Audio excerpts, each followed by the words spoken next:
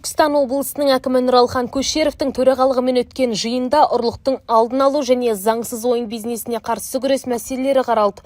Отырыста мүліктік қылмыстардың алдын алу жұмыстары сараланып, онлайн казино мен қаржылық пирамидаларға қарсы күрес шаралары талқыланды. Нәтижесінде жауапты органдарға нақты тапсырма жүктелді. Өңірімізде қылмыстың алдын алу мақсатында аудан қала әкімдерінің бірлесіп нақты шаралар атқаруды тапсырамын.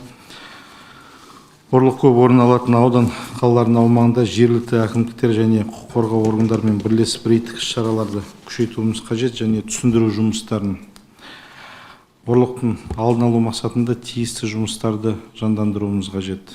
Және мына сырғалау мәселесін соны қолға алыңыздар. Ұрлық деректері бойынша облыстық полиция департаменті бастығының орынбасары Бауыржан Жанаев өңірде жалпы қылмыс деңгейінің төмендегенін айтты.